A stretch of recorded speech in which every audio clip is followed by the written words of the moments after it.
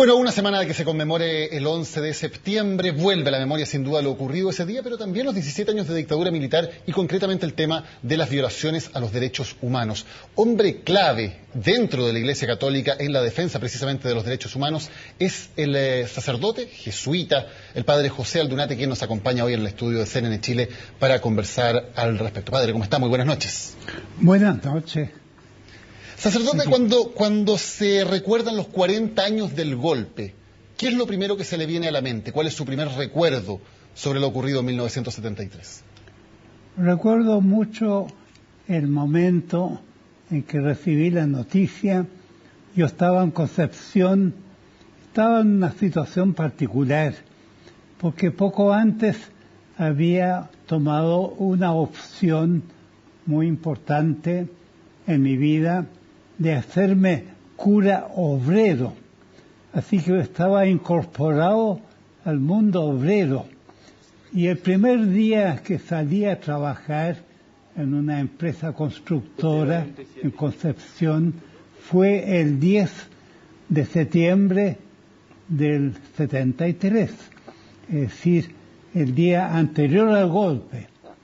Así que al día siguiente, cuando estábamos con los compañeros obreros trabajando, se llena de tanquetas la universidad, porque estábamos en el campo universitario de Concepción, construyendo un edificio, y anuncian que hubo un golpe en Santiago y que cambiaba totalmente la situación del país. Ahora, para usted, ¿quiénes son los responsables del golpe o del quiebre de la democracia? Yo creo que los responsables fueron, sin duda, los militares que se sumaron al deseo de tantos civiles. Yo creo que fueron civiles los que movieron a los militares para que ellos tomaran esa responsabilidad. Y en el fondo eran los intereses de toda una porción de nuestra sociedad que veía con temor el surgimiento de otra línea de iniciativas en materia económica y social. Si no hubiera ocurrido el golpe militar, ¿qué cree que hubiera pasado en Chile? Porque se dice, por ejemplo, que lo sostienen algunos quienes apoyaron el régimen militar, que se podría haber implantado una dictadura comunista en Chile. ¿Cree que podría haber ocurrido eso de no ser por el golpe? Yo creo que el golpe militar en parte se dio en una sociedad en que la idea de Allende de un camino hacia el socialismo era poco viable. Yo creo que la situación misma era difícil en el mundo en que estábamos, y esta iniciativa de crear con 30% o 40% de aprobación de la población cambios tan radicales. Yo creo que la empresa fue difícil para la misma unidad popular, muy difícil llevarla a cabo, y no se logró una solución de advenimiento entre las partes. Hubo un empate prácticamente entre los que se oponían y los que defendían el cambio. ¿Cómo definiría usted a Augusto Pinochet y a su gobierno? Yo creo que Pinochet personalmente era un oportunista bastante astuto, y desde el punto de vista ético yo diría que no tenía un criterio ético, era lo que llaman los psicólogos amoral. No tenía un concepto de lo que podía ser un abuso como la tortura, como el desaparecimiento. Estaba en ese sentido como poseído por una idea únicamente militarista, de que militar, bueno, son amigos o enemigos. El enemigo no debía existir, había que luchar y matarlo simplemente. Usted fue parte muy importante de la creación del movimiento Sebastián Acevedo contra la tortura, que tuvo un rol relevante en denunciar lo que estaba ocurriendo. Por ejemplo, protestaron frente al cuartel Borgoño, diciendo, este es un centro de torturas. ¿Por qué decidieron actuar de esa manera, haciendo público lo que estaba pasando?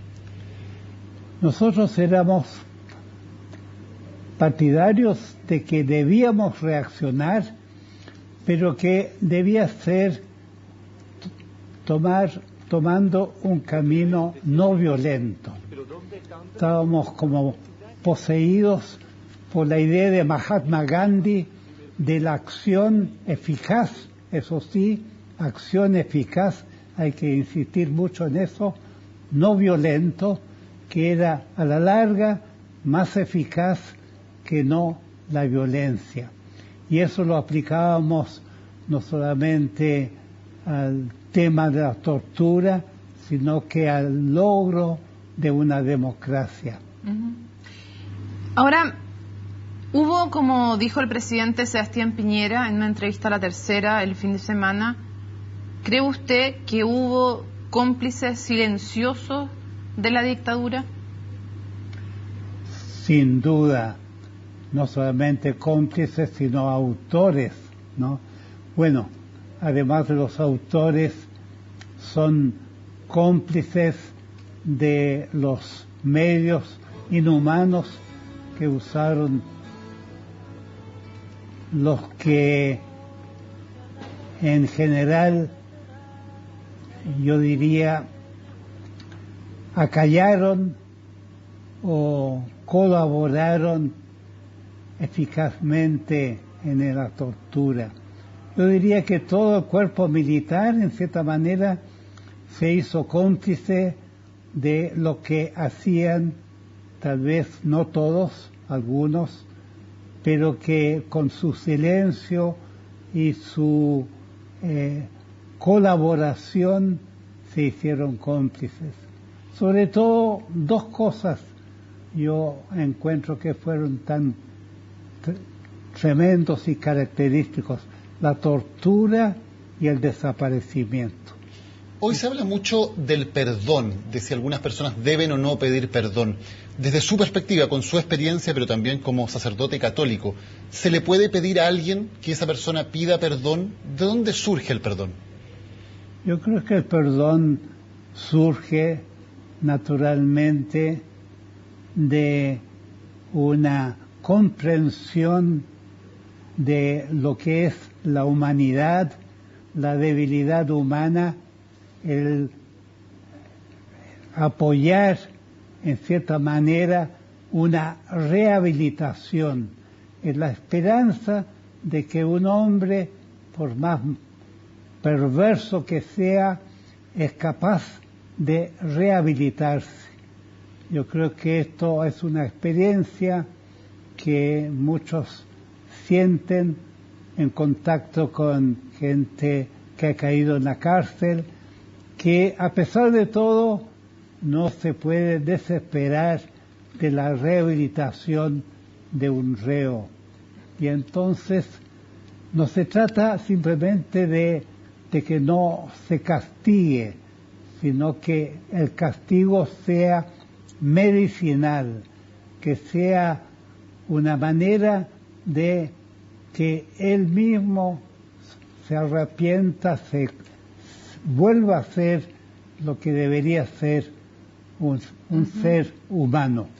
Ahora, ¿qué opina usted cuando hay quienes, desde los partidarios del régimen militar, dicen que ellos no supieron que no se enteraron de las violaciones a los derechos humanos.